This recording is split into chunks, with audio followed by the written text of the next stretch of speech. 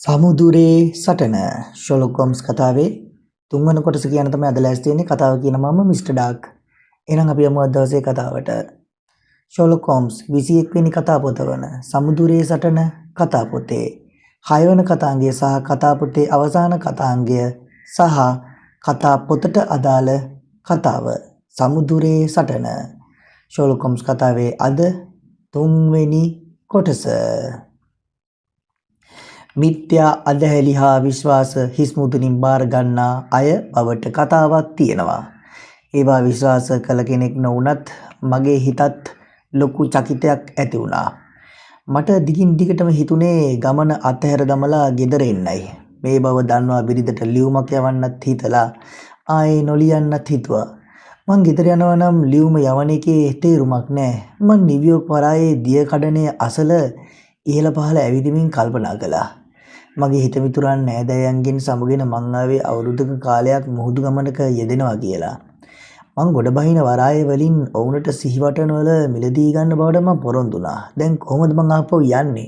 ඊයොත් මං ඔවුන්ගේ සිනහවට ලක් වේවි.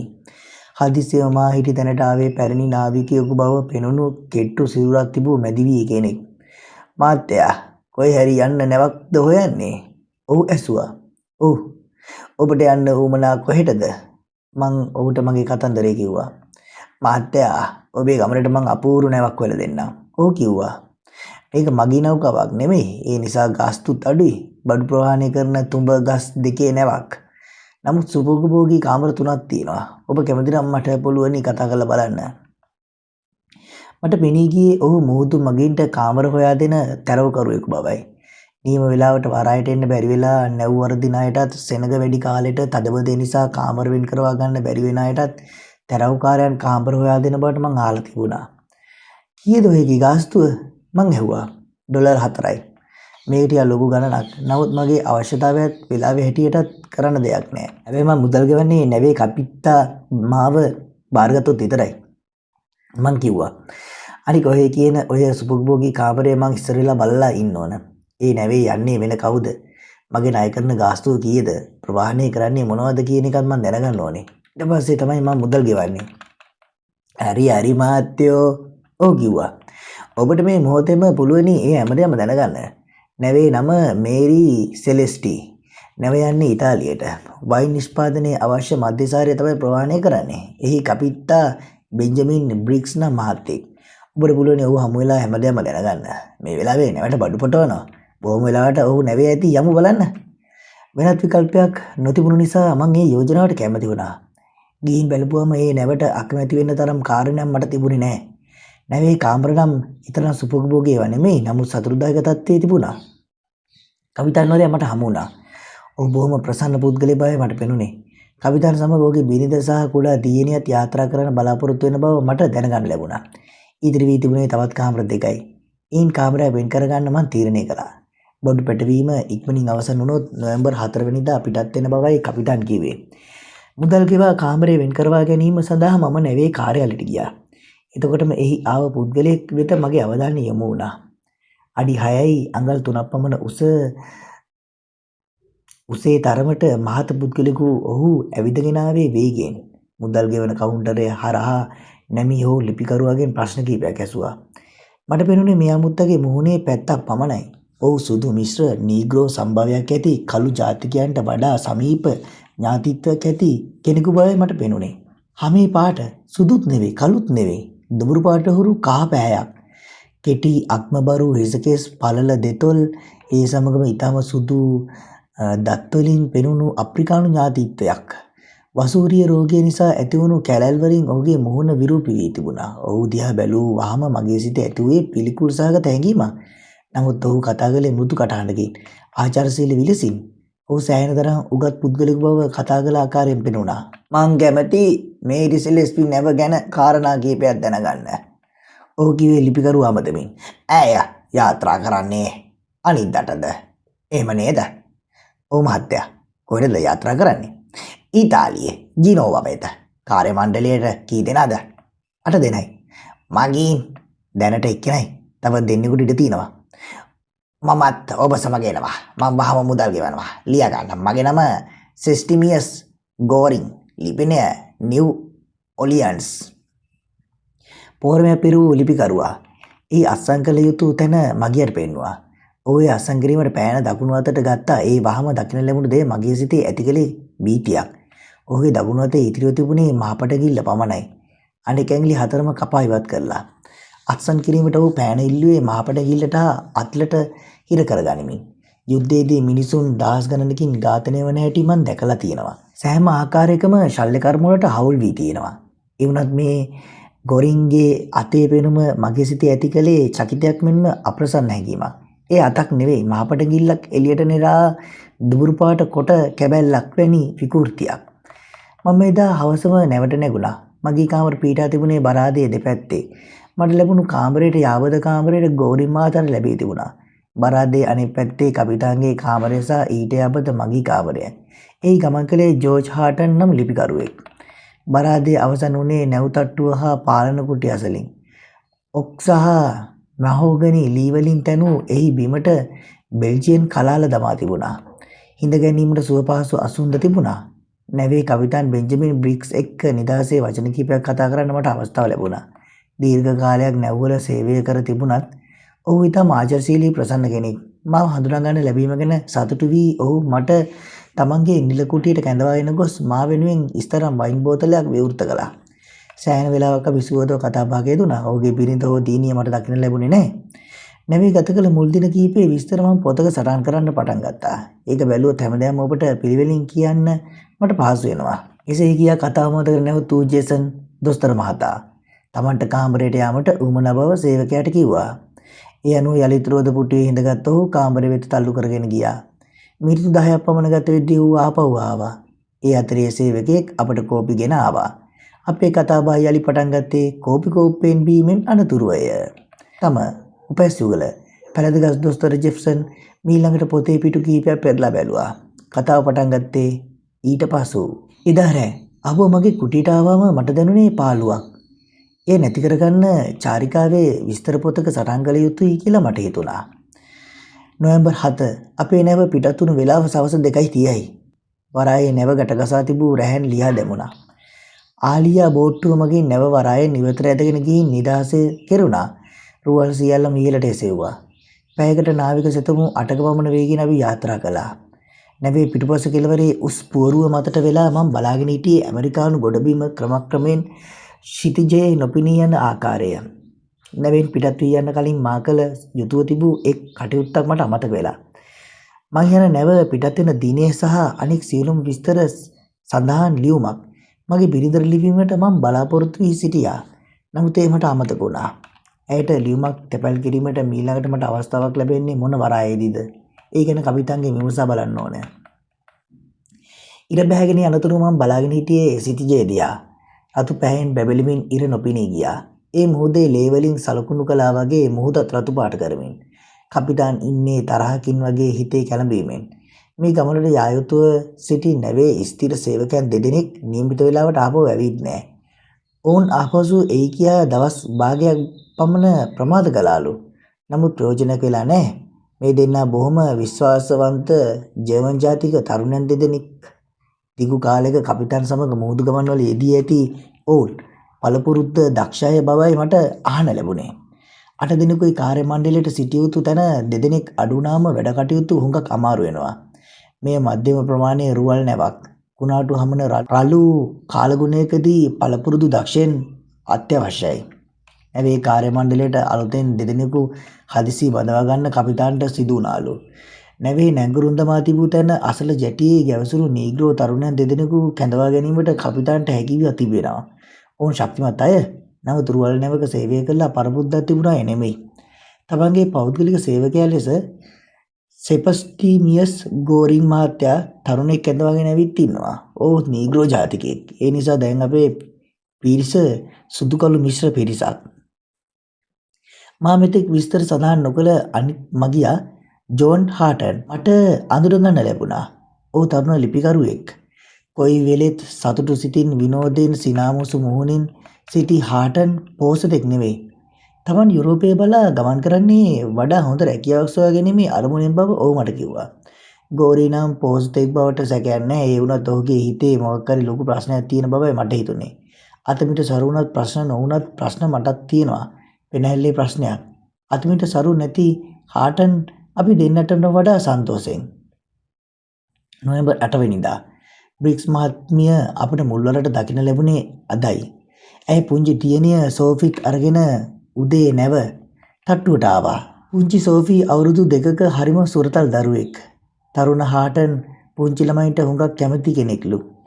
ඔහු දරුවා වඩාගෙන සුරතල් කරේ හුඟක් කාලයකට සිට අඳුරන කෙනෙක් දුටුවා වගේ. බ්‍රික්ස් මහත්මිය දුඹුරු පැහැති හිසකෙස් හා සීන් සිරුරක් ඇති රූමත් කාන්තාවක්. නැව්පතියාගේ බිරිඳ වුණත් ඇය හරිම නිහතමානී. කිසිම ආඩම්බර ගතියක් නැහැ. නොවැම්බර් 12 නිරිත දිගින් සුළඟ හමාගෙන ආවා. කිසිම සෙලවීමක් නැතිව නැව ගමන් කළා. අපිට හිතුනේ ඒ සාගරය මැද එකම තැනක රැඳී තිබෙනවා වගේ. එහෙම නොවන බව අපට මතක් කර දුන්නේ වරින් වර පිම්බෙන හැකිලෙන රුවල් වලින් සහ ඇදෙන කඹ වලින් නිකුත්ුණු ශබ්ද. ඊට අමතරව නැව ගමන් කරදී එය පිටුපසේ මුහුදේ සලකුණු වුණු සුදු පැහැති පෙන කඳ. එය එක් මොහොතකට දිස්සුනේ දියේ කැපූ කානුවක් වගේ. නොවැම්බර් 15 මුළු උදේ වරුවම මම ගත කළේ කපිටාන් බ්‍රික්ස් සමග නැව් තට්ටුවේ. සාගරයේ දියවැල් ගැන මෝරී නම් විද්‍යාඥයා පළ කර තිබූ අදහස් ගැන අප අතරේ විවාදයක් ඇති වුණා. කොහොමුණත් මහාසාගරයේ හමා නැව් සුළඟින් මගේ ශ්වසන පද්ධතිය නම් ප්‍රබෝධමත් වෙලා ව්‍යායාමයේ යෙදුණු එයින් මට මහසියක් දැනුනේ නැහැ. මෝරී කර තිබූ සමහර ප්‍රකාශ විවිධාත්මකයි. කපිටාන් කිව්වා. මං කියන කාරණා ගැන වෛද්‍ය ජෙප්සන්ට එකඟ වෙන්න බැරිද? මෝරි කිව්ව හැමදේම මට දැන් හරියට මතක නැහැ. මං කිව්වා යමු මගේ රාජකාරී කොටියට. කපිටාන් එක්වරම කිව්වා. දියවැල් ගැන මෝරි ලියු පොත් ඔක්කොම මා ළඟ තියෙනවා. ඔහු මා කැඳවාගෙන ගියා. යතුරු නොදමා වසා තිබූ කුටියේ දොර විවෘත කළා පමණයි කපිටාන්ට කියුනේ තමන්ගේම රාජකාරී කුටිය තුල සිටි අමුත්තා දුටු විටයි. ඒ සිටියේ සෙප්ස්ටිමියස් ගෝරින්. මෙතන ආරාධනයක් නොලැබුණොත් පිට කෙනෙකු ඇතුළු වෙන තැනක් නෙවෙයි. ඔබ මොකද ගෝරින් මහත්තයා මෙහෙ? සමා වෙන්න. මට එන්න ඉති තැනකට මං ආවේ නම් ගෝරින් කිව්වා. මං ආවේ මෙන්න මේ යාත්‍ර දිහා බලන්න. ඔව් කීවේ නැවේ ගමන් මාර්ගය හඳුනා ගැනීමට උපයෝගී කරගන්නා මාලිමා යන්ත්‍රය. කාල ගණක යන්ත්‍ර හා අනෙකුත් උපකරණ පෙන්වමින්. මේවා ක්‍රියා කරන හැටි දැකලා මම පුදුමයටපත් වුණා. ජ්‍යාමිතිය හා ත්‍රිකෝණමිතිය ගැන වෙන්න මට තරමක දැනීමක් තියෙනවා. මම බැලුවේ මේ යන්ත්‍ර වලින් කෙරෙන්නේ එවැනි කටයුත්තක්ද කියලා. මේවායේ මිල මං හිතන්නේ ගෝරින් කිව් මිල බොහොම දුරට නිවැරදි බව පසුව මට කපිටාන්ගෙන් දැනගන්න ලැබුණා. ගෝරින් එතනින් පිට වී යන්න හැදුවත් කපිටාන් ඔහු රඳවා ගත්තා. මාලිමා යන්ත්‍රයේ ක්‍රියාකාරීත්වය ගැනත් එහි පාඨංක අනුව දිශාව සොයා ගැනීම ගැනත් ගෝරින්ට හොඳ අවබෝධයක් තිබුණා. ඔහුට ඒ තරම් දැනුමක් තිබීම ගැන මට පුදුමයක් හිතුණා. ඒ වගේමයි සාගරයේ දියවැල් ගැන ඔහුට තිබුණේ දැනුම. නොවැම්බර් 17 දහවල් වෙද්දී කළ නිරීක්ෂණ වලින් පෙනුනේ අප මේ වන විට සැතපුම් 220ක් යාත්‍රා කර ඇති බව. හැන්දෑ වෙද්දී සුළං හැමීම ක්‍රමෙන් වැඩි වුණා. තුඹගස් මුදුනේ රුවල් පහතට දමන ලෙස නැවේ දෙවැනියා සේවකයන් අන්න දුන්නා. ඒ රාත්‍රී කාලයේ සුළං හැමීම වේගවත් වේයයි උපකල්පනය කරමින්. වායු පීඩනයේ මානය අනුව පීඩනය 29ට බැහැලා මේ ගමන තදබල කුණාටු සහිත මුහුදු ගමනක් වේවිද? ඒ වුණොත් ඒකෙන් මගේ ශරීර සෞඛ්‍යයට වෙන්නේ නරකක් මිස හොඳක් නෙවෙයි. ඒ නිසා කාලගුණේ ඉක්මනින් යාපත අතට හැරේවා කියලා මම ප්‍රාර්ථනා කළා. රැය කැමෙන් පස්සේ බ්‍රික්ස් මහත්මිය සමග කාට් ක්‍රීඩාවේ යෙදුණා. හාටන් ඔහුගේ වයලීනේ වාදනය කර අපට විනෝදමත් කළා. නොවැම්බර් 20 ඊයේ රාත්‍රී කාලගුණේ හිතුව තරම් අයපතුනේ නෑ. ඒත් හීතල එන්නෙන්නම වැඩි වුණා. මගේ සුවිතරය මං ඇඳගත්තා. ඒක මගේ බිරිඳ මට ගෙනා දුන්න එකක්. උදේවරුේ හාටන් මගේ කුටියට ආවා. අපි දෙන්න සුරුට්ටු දෙකක් දැල්වාගෙන කතා බහක වැටුණා. හබ්බකුක් දොස්තර මහත්තයා මේ ගෝරින් මහත්තයා ඔබ කලින් අඳුනාගෙන ඉන්නවද? නෑ. ඇයි එහෙම ඇහුවේ? 1869 අවුරුද්දේ මං හිටියේ ඕහායෝ ජනපදයේ ක්ලීන්වර්ල් වල නගරේ. හාටන් කිව්වා. ওই මිනිහා ඒ කාලේ ඒ ගැවසුණු බව මට හොඳට මතකයි. එයාගේ පිළිවෙල එදත් ඒ මිනිසුන්ට නම් ප්‍රේලිකාවක් වුණා. ඔහු මහා අභිරහස් පුද්ගලෙක්. ඔහු මොනම රැකියාවක හෝ ව්‍යාපාරයක යෙදෙන බවක් පේන්නේ නැහැ. ඒ වුණත් හොඳට සල්ලි තියෙනවා. අනික එයාගේ පුද්ගලික තොරතුරු කිසි දෙයක් අපිට කියන්නේ නැහැ. ওই විදිහේ පුදුමාකාර අద్భుත ගතිගුණ ඇති මිනිස්සු ලෝකේ ඉන්නවා හටන්. මං කිව්වා. මට හිතෙනවා මිනිහාගේ හැසිරීම හොඳින් අධ්‍යයනය කරන්න. ඒක නෙමෙයි හටන්. අද භෝජනාගාරයේදී මං උදේ කෑම ගන්න වෙලාවේ ටිකක් අමුතු සිදුවීමක් වුණා. මං උන්නේ මගේ කෑම පිඟාන දිහා බලාගෙන. එතකොට මට හිතුණා කවුරු හරි මං දිහා බලාගෙන ඉන්නවා කියලා. මං එක්වරම හිසෝසව බැලුවා. ගෝරි මං දිහා හැසිපිය නොවිලා බලාගෙන හිටියේ. මාව කණ්ඩ වගේ. ඔහුගේ මුහුණේ පෙනුම මන්දුට බව මිනිහා තේරුම් ගත්තා. එතකොට ඔහු කාලගුණය ගැන බොරු කතාවක් ඇදලා ගත්තා. දෝස්තර මහත්තයා හාටන් කිව්වා. හරි පුදුම දෙයක්නේ. ඊයේ උදේ කෑමේ සිටි මටත් ඔය දේම සිද්ධ වුණානේ. ඒකත් හරි පුදුමයක් තමයි මං කිව්වා. මිනිහා නීග්‍රෝ කළු මිනිසුත් එක්ක හරිම මිත්‍රශීලී. යාළුවා ළඟලා හෙමින් සීරිය මොනවද දොඩවන හැටි මං දැකලා තියෙනවා. ඒ වැඩකාර කොල්ලන්ට ගෝරින් දෙවියෙක් වගේ. මිනිහා නම් ඊටාම පුදුමාකාර ගතිගුණ රාශියක් තියෙන කෙනෙක් කියලා මට හිතෙන්නේ. හාටන් කිව්වේ කාමරෙන් පිට වෙමින්. අද කීපවතාවම මට කපිතාන් බ්‍රික්ස් දකින්න ලැබුණා. ඒ කොයිම වෙලාවකවත් ඔහු සිටියේ සතුටෙන් නෙවෙයි. කාලගුණක යන්ත්‍රවල දැක්වෙන්නේ විවිධ වේලාවල්ලු. ඔහු කියන්නේ නාවික සේවයේදී ඔහුට මෙවැනි දෙයක් දකින්න ලැබුණු පළමු අවස්ථාව මේ බව. අද ආස් වලාකුළු වලින් වැහිලායි තිබුණේ. ඒ නිසා අපි දැන් ඉන්නේ මොන හරි එකද කියා දැනගැනීමට හැකි වුණේ නැහැ. නමුත් අනුමාන කිරීම වල හැටියට පසුගිය පැය 24 ඇතුළත අපි ඇතැම් 170ක්වත් යාත්‍රා කරන්න ඇති. කපිතාන් මුලදී කිව් විදියටමයි අන්තිම මොහොතේ නැවට බඳවාගත් නීග්‍රෝ සේවකයන් හරිම අදක්ෂයි. රුවල් එසවීම, ඒවා පහත් කිරීම ආදී කටයුතු ගැන කිසිම වැටහීමක් නැහැ. එපමණක් නොවේ කොයිතරම් වාර ගණනක් කිව්වත් ඒ ගැන මොලේට ගන්නවත් වුණට හැකියාවක් නැහැ. ඒ කටයුතු පළපුරුදු නාවිකයන් අතට දීලා නීග්‍රෝ අයට සූක්කාන මේ රාජකාරී බාර දෙන්නයි සිදු වෙලා තියෙන්නේ. හැන්දෑවේ අපට ඈත මොහොතේ යෝධ තල්මහෙකු දකින්න ලැබුණා. නොවැම්බර් 24. හමා සුළම්පාර හරිම සීතලයි. ඒ නිසා අද දවස පුරාම මං කුටියට වී සිටියා. එළියට ආවේ කෑමට විතරයි. නැව කුටිය ඊටම කුඩා එකක් වීමේ වාසියකුත් තියෙනවා. මගේ පොත්පත් හා පයිප්පේ මට නිදා ගන්න ඇඳේ ඉඳගෙන ගන්න පුළුවනි. ඒවා තියෙන්නේ අතේ දොරේ. කලකට පෙර ඇති වී හොඳ වූ මගේ තුවාලයකින් වේදනාවකුත් දැනුණා. මං හිතන්නේ සීතල නිසා වෙන්නේ නැති. හැන්දෑවේ හාටන් මගේ කාමරයට ආවේ කපිතාන්ගේ පුංචි බබා සෝෆිත් වඩාගෙන. ටික වෙලාවක් යද්දී කපිතානුත් ආවා. මගේ ළඟ තිබුණු වයින් වලින් ඔවුන්ට සංග්‍රහ කරද්දී අපි සුහදව කතා බහ කෙරුණා. නොවැම්බර් 25. අද උදේ ඇසෝරොස් දූපත් සමූහයට අයිති සාන්ත මරියා දූපත් අපට දකින්න ලැබුණා. සීතල තවමත් අඩු නැහැ. ඒ මදිවට දවස පුරාම පොද වැස්සක් ඇදහැරුණා. ඒ නිසා මට කුටියෙන් එළියට යාමට පුළුවන්කමක් තිබුණේ නැහැ. මේ විදිහට ඇතුළට වී තනියම සිටියාම හිතේ ඇති වෙන්නේ හරිම සංකාවක්. ගෝරින් මගේ කාමරයට ආවා. ඒත් මගේ හිතේ ප්‍රසන්න බවක් ඇති කරන්න ඕට හැකි වුණේ නැහැ. ගෝරින් කතා කරන්නේ නැත්තේ වචනයක් නැත්තම් දෙකයි. ඔහු මුළු කාලය ගත කළේ මහා අමුතු විදියට මන් දිහා බලාගෙන. ඒකෙන් මගේ හිතේ ඇති වුණේ නොරිස්සුම් බවක්. ඊළඟට ගෝරින් එක්වරම මගේ කුටියෙන් පිට වෙලා ගියා. මට වචනයක් ඕන නොකියා. දැන් මට හිතෙන්නේ මේ මිනිහා අමුතු පුද්ගලයෙක් කියලායි. ඔහුගේ කුටියේ තියෙන මගේ කුටියට යාබද බව මම මීට කලිනුත් සඳහන් කළා. අපේ කුටි දෙක වෙන් වී තියෙන්නේ ඊටම තුනී ලෑලි බිත්තියකින්. ඒකේ තැන් නැවි බිදී ගින් සිදුරු සැයදී තියෙනවා. ඒවා කොයිතරම් ලොකුද කිව්වොත් ගෝරින් කාමරේ කරමින් සිටින දේ පවා මට පේනවා. ඔහුගේ හැසිරීම ගැන මම ඔත්තු බලනවා නෙමෙයි. නමුත් ඔහු කරන්න කටයුතු ගැන මගේ අවධානය යොමු වෙන්නේ මම නොදැනුවත්වම. ඔහි කොයි වෙලේත් යෙදී ඉන්නේ එකම කටයුත්තක. විශාල කඩදාසියක් දිග අරගෙන ඔහු ඒ මත කුඩා මාලිමා යන්ත්‍ර තියමින් බලනවා. පැන්සලයකින් ගණනය කිරීම කරනවා. නෞකාව ගමන් කරන මාර්ගය ගැන ඔහු දැඩි උනන්දුවක් දක්වන බව මම කලිනුත් සඳහන් කළා. ඒවත් නැවේ ගමන් මඟ හොයන්න ගෝරින් මොකටද මේ හැටි උනන්දු වෙන්නේ? ඒකයි මට පුදුමයි. මං හිතන්නේ දවස ගෙවා ගන්න ඔහු මෙහෙම දෙයක් කරනවා වෙන්න පුළුවනි. ගණනය කිරීම වලින් ඔහුට ලැබෙන ප්‍රතිඵලය කපිතාන්ගේ ඒවත් එක්ක සසදා බලනවා ඇති. මේ මිනිහා මගේ මොලේට ඇතුල් වෙන්නේ නැත්තම් මං ඒ තරමට කැමතියි. පෙරේදා රෑ මං භයානක හිණයක් දුටුවා. නැව් කුටියේ මා වැතිරී සිට ඇඳ මිනි පෙට්ටියක් වගේ මට පෙනුනේ. මං ඒ ඇතුලේ ඉද්දිම පෙට්ටියේ පියන වහලා ඇන ගහන්න ගෝරින් දැඩි උත්සාහයක යෙදුණා. ඔහුට ඒ කටයුත්ත කරන්න ඉඩ නොදී මම මිනි පෙට්ටිය පියන ඉවතට තල්ලු කළා.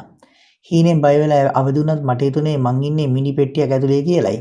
සීනෙන් බය වීම හේතුව මොකද්ද කියලා වෛද්‍යවරයෙකු ලෙස මං දන්නවා. ඒ මොළයේ සමහර කොටස් වලට රුධිරය නිසි ලෙස නොලැබීම. මගේ හිත තිබෙන්නේ දුර්වල තත්වයකයි. ඒ නිසා සීනෙන් දුටු දේ මට නිතර මතක් වෙනවා. නොවැම්බර් 26 යහපත් කාලගුණයේ ඇති දවසක්. නිරිත දිග පැත්තෙන් අලුතෙන් සුළං හමන්න පටන් ගත්තා. ඒන් රුවල් පිරී ගිය නිසා අපේ ගමන වේගවත් වුණා. නැව් තට්ටුවේ එහා මෙහා ඇවිදින්න මට අවස්ථාවක් ලැබුණා. රැල්ල අනුව නැව දෙපසට පැද්දෙන ආකාරයේ ගැලපෙත්ති පීවර සමබරව තැබීම පළපුරුදු නාවිකයන්ට නම් පහසු දෙයක්. මට තවමත් ඒ හැකියාව ලැබිලා නැහැ. පුංචි කුරුල්ලන් රාශියක් පියාඹගෙන ඇවිත් රුවල් ගැට ගැසූ කඹවල වහන හැටි මං දුටුවා. හවස 4:40ට හැන්දෑවේ කුටියෙන් පිට වෙලා මං නැව් තට්ටුවට ගියා. ඒ කවදාකවත් මං කාමරයෙන් පිට වී ඉන්න වෙලාවක් නොවේ. මං නැව් තට්ටුවේ ඇවිදිමින් සිටියේදී මගේ කාමරය දෙසින් අහන්න ලැබුණේ මහා පිපුරුම් ශබ්දයක්. මං ඒ පැත්තට දිව ගියා. මගේ ජීවිතේ මරණයෙන් බේරී ඇත්තේ 99 බව මං දැනගත්තේ එවිටයි. ගෝරින් හිතලා තියෙන්නේ ඔහුගේ කාමරයට වී රිවෝල්වරය පිරිසිදු කරමින්. ඔහු හිතලා තියෙන්නේ ඒකේ කාණු දෙකම හිස් කියලා. නමුත් ඔහු නොදුනොත්ම එකක උණ්ඩ පුරවලා තිබිලා තියෙන්නේ. හිටවරම රිවෝල්වරේ ක්‍රියාත්මක වෙලා උණ්ඩේ ගිහින් තියෙන්නේ ඔහුගේ බිත්තිය පසාරු කරගෙන මගේ කාමරය දෙසට. ඒ වැදිලා තිබුණේ මං නිදාගනිද්දී මගේ හිස තබන තැනටමයි. වෙනදා වගේ ඒ වෙලාවේ මං ඇඳේ හිටියා නම් මට අත් වෙන්නේ ෂණික මරණයක්. මං කාමරේ නොහිටි බව නොදන්න ගෝරින් අප්‍රමාණ බයකට පත් වෙන්නේ නැති. මිනිහා යාගේ කාමරෙන් එළියට ආවේ. දුම් දමන රිවෝල්වරයක් අරගෙන මාත් කාමරේ පැත්තට එන හැටි දුටුවම ඔහු සුදුමැලි වුණා. මිනිහේ කේතවලට බයෙන් ත්‍රස්ත වුණ හැටි මං කවදාකවත් දැකලා නැහැ. ඊළඟට ඔහු සමාව ඉල්ලලා මට ආයාචනා කළා. මේක ගණන් ගන්න දෙයක් නොවන බව මං කිව්වේ සිනා මුසුමුහුණෙන්.